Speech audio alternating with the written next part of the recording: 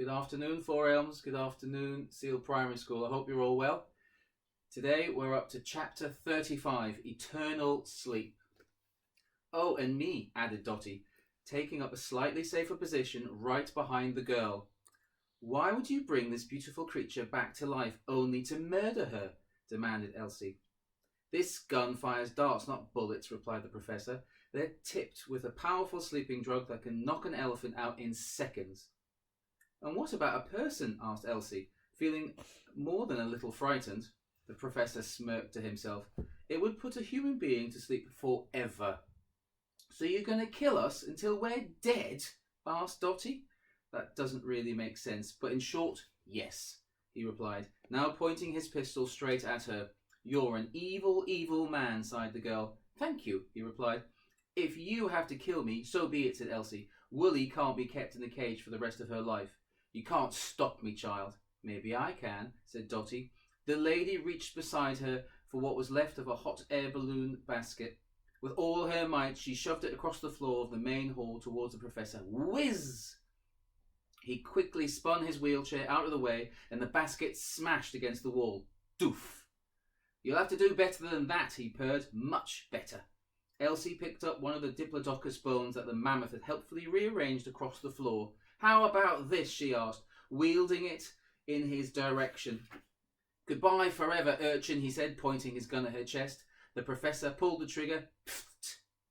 Thinking fast, Elsie whisked the bone up to defend herself. The dart stuck into it. Twang. Ha ha, said the girl. Don't you worry, child. I have plenty more darts. Plenty more. Immediately he began fumbling in his pouch for another. This bought precious time for the pair. Elsie picked up one side of the balloon. Quick! She shouted to Dotty. The lady followed suit, and they ran towards the professor and threw it over him like a huge sheet.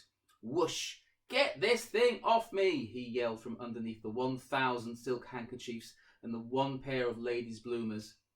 Now, bash him over the head with the dino bone, shouted Dotty. Elsie had never bashed anyone over the head before, and certainly not with a dinosaur bone. But there was a first time for everything. The girl rushed over and then stood beside the flailing figure, unsure what to do next.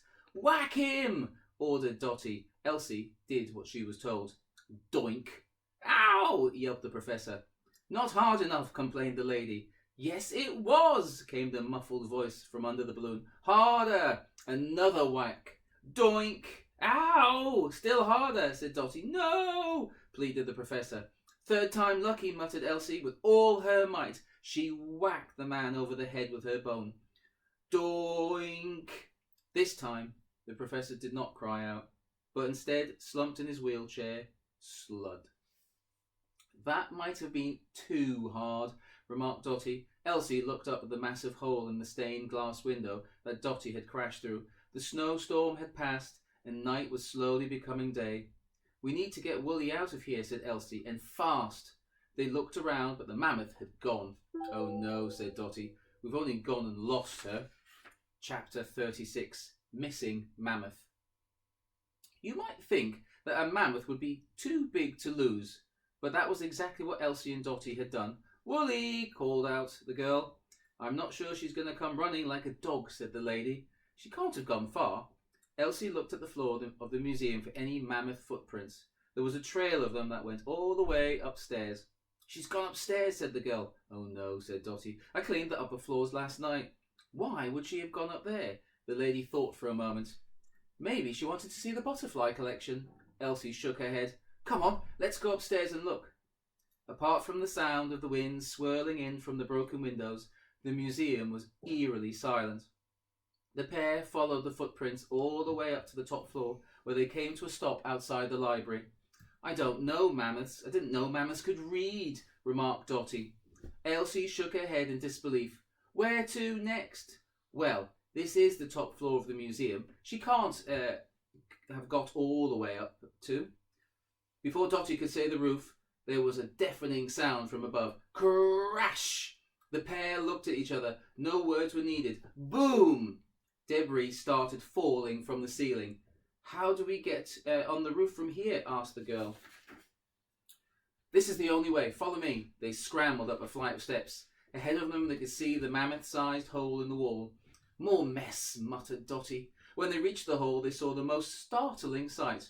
The mammoth was standing on the roof, looking across London's skyline as dawn was breaking. It would have been a magnificent scene to paint, but sadly there just wasn't time right now. "Woolly," cried the girl as she stepped out on the roof. "What are you doing up here?" The animal chose to do the same selective hearing trick on Elsie that the girl did on grown-ups. She kept staring forward. "What's she looking at?" asked Dotty. Elsie followed the creature's gaze. "The Royal Albert Hall, Hyde Park, Lord's Cricket Ground?" "Do mammoths like cricket?" asked Dotty. "I don't imagine so." "No, hard to hold the bat with that trunk," she mused. "What's beyond Lord's?" asked Elsie. She hadn't ventured too far out of central London. "Hampstead Heath," replied Dotty. "Beyond that, Highgate Hill." "Beyond that? I don't know, I never did history at school." "Geography?" "That neither." Elsie stood beside Woolly and patted her side gently. "What are you looking at, my friend?" she whispered to the animal, but the mammoth kept staring straight ahead. She lifted her trunk to the sky and let out a mournful cry. "Ooh." The girl wrapped her arms round the animal to give her a hug. The mammoth leaned towards Elsie and wrapped her trunk around her. "Not too close to the edge, please, Woolly," she said, guiding the mammoth back. Dotty took a step forward. "It's an awful long way down," said the lady. "There's the robber!" came a shout from the ground. Elsie looked down over the edge of the roof. There was a whole squad of policemen looking up at them. Okay, guys, I hope you enjoyed that. Tomorrow we'll continue reading the next 2 chapters.